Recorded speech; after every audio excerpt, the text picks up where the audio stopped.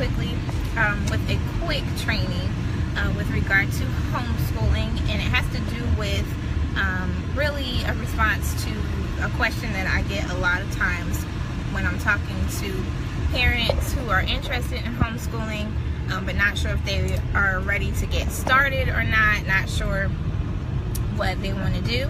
And one of the things they always say to me is, when I say I'm homeschooling, they say, oh my gosh, that's so cool. And then next thing they say is, I really thought about doing that, but I'm not sure. And then they say, how did you decide that homeschooling was right for you?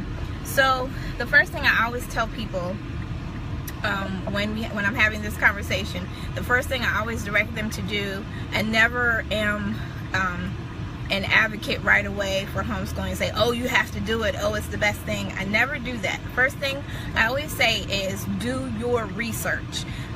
It's important to do your research first before you make a decision to start homeschooling, before you buy a piece of curriculum, before you start trying to Sid, are you waving in the back?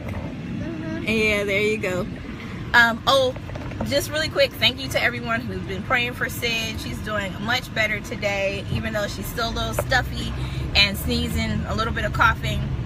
She's up and at 'em, and if you saw my other post earlier, she was crafting and being her normal self. So thank you so much for praying for her. She's doing much better today. But the first thing I tell parents is to research first. And so what I wanted to talk about today is 3 reasons why research is important before you start homeschooling. So one of the first reasons why research is important is because it helps you to decide if homeschooling is right for you in the first place.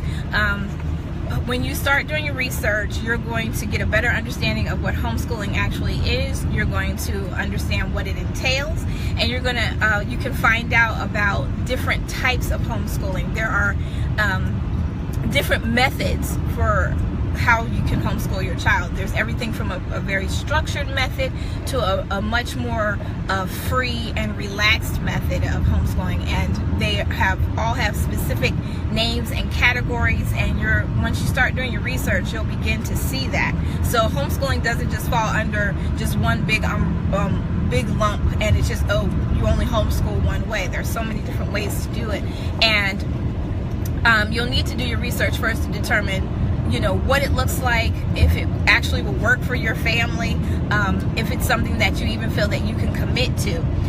Also, you'll be able to make an educated decision once you've done your research on what it is and what it can look like. You'll make an educated decision on whether or not you actually really want to jump into it, because it can be very rewarding, but it's not easy. So homeschooling is not easy. It's just another way to educate your child, but it's definitely not an easy route to take. So don't look at it if you think it's going to be easy and a piece of cake. 2 questions that you may want to ask yourself when you first are beginning to do your research on homeschooling, trying to decide if it's right for you. First question is, does your child actually learn well in an intimate learning environment? Do they learn well one-on-one? Do they learn better in groups? That's going to help you to decide, if you decide to homeschool, whether or not you want to do one-on-one homeschooling, or whether you want to find homeschool classes where your child will be with other children. So you want to think about how does your child learn? Will it be counterproductive to have them doing one-on-one with you? Are they going to be paying attention? Are they going to feel out of sorts? Because you don't want to put your child in a situation where their educational environment is uncomfortable or hostile, or something that they are not looking forward to.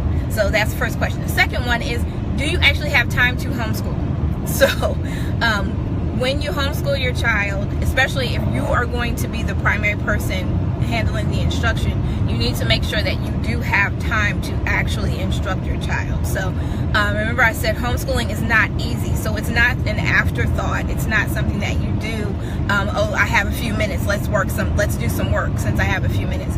You actually do have to prepare and to have specific time for it. Now, like I said at the beginning, there are different ways to homeschool your child, but no matter what the way is that you choose, no matter the method, you do have to have time to do that. You have to have time to prepare, time to plan, time to put things together, and to have a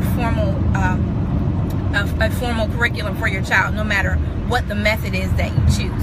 So you want to make sure that you actually have time to homeschool. So let's jump into the second reason why research is important before you start to homeschool. The second reason why is because you need to know your state requirements. If you know anything about homeschooling, you know that not only is it customizable, but there are Sid, crazy faces in the back. You also know that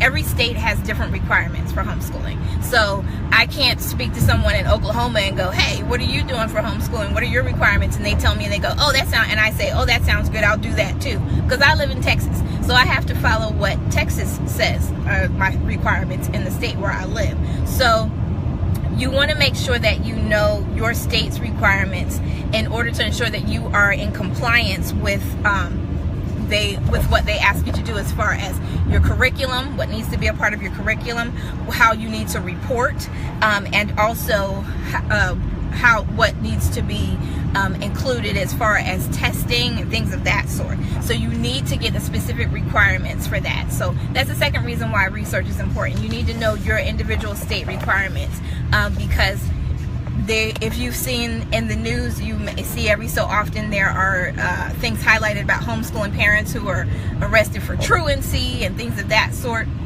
And while the details of the different cases are just as vast as the situations themselves, one of the things that you want to make sure of to make sure that you're not in that position is to make sure you know what your state requires and that you are in compliance with that, and that you stay up to date. If there are changes, you stay up to date with those changes. So a couple of questions that you want to ask yourself when you're looking at your state requirements are, what subject matter does your state of residence require? In other words, what elements do you have to have in your curriculum? For Texas, we have to have a spelling, a math, a good citizenship, grammar, and a writing component. So those are the 5 main areas that you have to cover. Now, that's not all, obviously, that you would cover, but those are the main things that Texas says that you have to have in your curriculum. They also state that the curriculum has to be bona fide, and it has to be in some sort of form that you could actually have tangible information in your hand with regard to what you're doing with your child.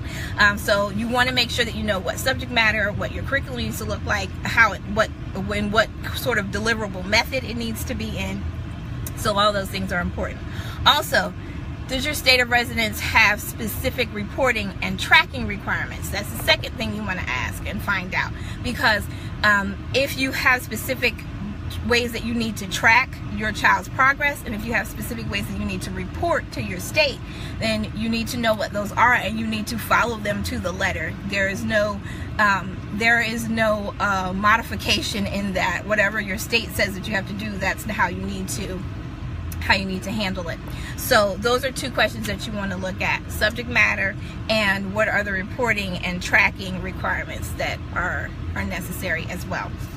So the last reason that I'm going to share with you in this video about why research is important before you start to homeschool is that it saves you time and it saves you money. We all want to save money, right? And time. Time is very important.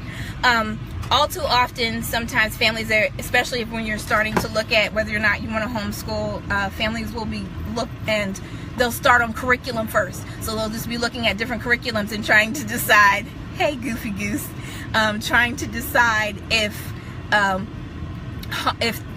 they like a certain curriculum, and that's not the place to start.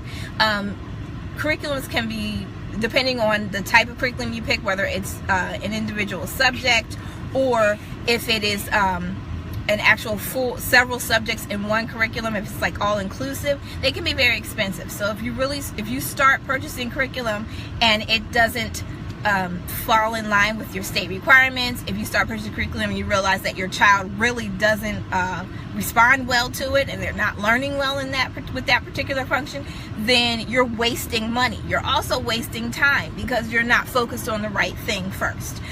So don't forfeit researching curricula because it's important. You need to do that part. But don't start there. You need to start with, is it right for me first? Is it, and also, what does my state require, so that I know that when I start looking at different curricula, that I'm looking at the right things. And also understanding how your child learns, so that in the frame of what your state requires, you can find things that fit your state and fit your child. Okay. So those are the 3 things that I wanted to talk to you about for why research is important before you start homeschooling. And a couple of questions you want to ask yourself with regard to curriculum is, have you taken time to create a homeschool planning budget? You need to make a budget. You need to understand, that needs to become, once you decide to homeschool and educational resources needs to become a part of your budget. It's not something that, okay, if I have a little extra money, then I will try to do that, or let's see if we can scrounge up some money so I can get this curriculum. It needs to become a part of your budget, because you are actively now going to be putting together and pulling together the information that you need to teach your child. You're going to be putting together curriculum, whether you buy a curriculum that has everything in it, or you're purchasing curriculum that you're going to be using different types and putting it together. Either way, you need to determine, how much money do I have to spend on curriculum, and that needs to go into your budget. You need to have that in your budget on a monthly basis, because let me tell you, when you get started with teaching your child, you're going to pick up, whatever your choice is in the type of curriculum, but your senses are going to be keen now to different things and elements and things that you feel that your child would enjoy, and so you're going to start wanting to pick those things up. Well, if you don't have the funds to do that, then you're putting yourself in a bad situation in terms of having funds that you need for daily living and things that you need to do. So make sure that it's a part of your budget, and make sure that that you have realistically done your research to know how much the types of curriculum that you're interested in may cost, so that you have a proper budget in place for that.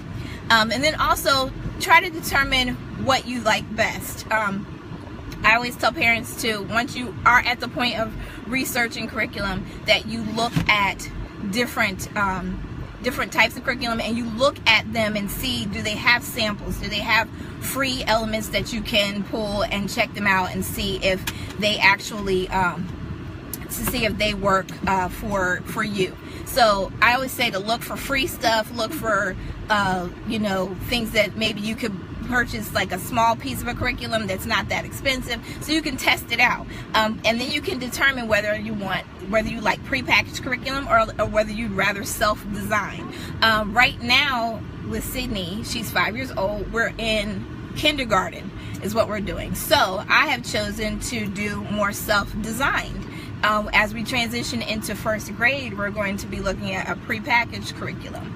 But for kindergarten, we did a self-designed because I just wanted her to enjoy herself. We're following guidelines, we're following what we need to, but I wanted her to enjoy herself chewing on her gum in the video. What kind of gum is that? Orange gum, my favorite. Your favorite? Oh my goodness. And fruit is my favorite. And what? And oranges are my favorite. Oranges are you love oranges.